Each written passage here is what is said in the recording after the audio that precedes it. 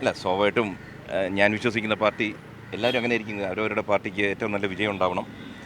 B J പിയെ സംബന്ധിച്ചിടത്തോളം പരമാവധി സീറ്റുകൾ കരസ്ഥമാക്കുക എന്നുള്ളതാണ്. എന്ന് വെച്ച് കഴിഞ്ഞാൽ ഏറ്റവും അനുകൂലമായ കാലാവസ്ഥയാണ്.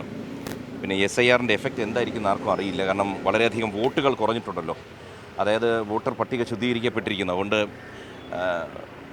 ഏറ്റവും അനുകൂലമായ കാലാവസ്ഥയിൽ പരമാവധി സീറ്റുകൾ നേടുമെന്നാണ് വിശ്വാസം. അവസാനം പാലക്കാടൊക്കെ ഒരു വിവാദമൊക്കെ വന്നു ശോഭാ സുരേന്ദ്രനുമായി ബന്ധപ്പെട്ടൊക്കെ. അതെ കാണുന്നുണ്ടായിരുന്നു. മറ്റു മണ്ഡലങ്ങളെയും കൂടെ ബാധിക്കുമോ? അല്ല, വിവാദങ്ങൾ എപ്പോഴും ഇലക്ഷൻ്റെ ഒരു ഭാഗം തന്നെയാണ്. കാരണം വെച്ച് കഴിഞ്ഞാൽ സ്വാഭാവികമായിട്ട് ഇന്നത്തെ കാലത്ത് ഈ വിവാദം ഉണ്ടായതാണോ ഉണ്ടാക്കിയതാണോ ഇതെല്ലാം ഇനി തെളിയിക്കേണ്ടിയിരിക്കുന്നു. കാരണം പോലീസായാലും ഇലക്ഷൻ കമ്മീഷനൊക്കെ നടപടി എടുത്തിട്ടുണ്ട്. പിന്നെ ഇതിനകത്ത് കൂടുതൽ എനിക്ക് പറയാൻ പറ്റുമെന്ന് വെച്ചാൽ ശ്രീമതി ശോഭയും അതുപോലെ തന്നെ പാർട്ടിയുടെ വശങ്ങൾ പറഞ്ഞിട്ടുണ്ട്. ഞാനും ആ ഭാഗത്താണ് നിൽക്കുന്നത്. എന്തായാലും ഈ അന്വേഷണം കഴിഞ്ഞാൽ എൻ്റെ ഒരു റിസൾട്ട് ഉണ്ടാവുമല്ലോ. കഴിഞ്ഞ തെരഞ്ഞെടുപ്പിൽ മത്സരിച്ച ആളെന്നുള്ള നിലയിൽ ഇപ്രാവശ്യത്തെ ട്രെൻഡ് നോക്കുമ്പോൾ BJPയുടെ സാധ്യത എത്രത്തോളാണ്? 12 സീറ്റെങ്കിലും ചുരുങ്ങിയത് കിട്ടുന്നതാണ് BJP കൊടുക്കുന്ന കണക്കെന്ന് മനസ്സിലാവും. സീറ്റ് എത്ര കിട്ടുമെന്ന് പറയുന്നില്ല. പക്ഷേ ഞാൻ ഈ 57 വർഷം ഭൂമിയിൽ ജീവിച്ച നമ്മൾ ധാരാളം ഇലക്ഷൻ കണ്ടു. ചെറുപ്രായം തൊട്ടേ പ്രവർത്തിക്കുന്നതാണ്.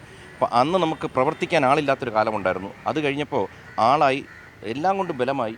ഇന്നിപ്പോൾ BJPക്ക് എത്ര സീറ്റ് കിട്ടുന്നുള്ളൊരു ചോദ്യം തന്നെ BJPയെ സംബന്ധിച്ചിടത്തോളം ഒരു വളർച്ചയുടെ ഒരു ഘടകമായിട്ടാണ് കാണിക്കുന്നത്. കാരണം എന്ന് വെച്ച് കഴിഞ്ഞാൽ ഒരു കാലത്ത് താമര വിരിയില്ലെന്ന് പറഞ്ഞു, താമര വിരിഞ്ഞു. അപ്പോൾ ഇനിയിപ്പോൾ എത്ര താമര വിരിയുന്നുള്ളതിലോട്ട് എത്തണമെങ്കിൽ അത് BJPയുടെ മുന്നേറ്റമാണ്. അത് നരേന്ദ്രമോദി എന്നൊരു വ്യക്തിയുടെ വ്യക്തിപ്രഭാവം തന്നെ വളരെയധികം ബാധിക്കും. ഇത്തവണത്തെ ഇലക്ഷനിലും നരേന്ദ്രമോദി ഫാക്ടറാണ് വർക്ക് ചെയ്യാൻ പോകുന്നത്.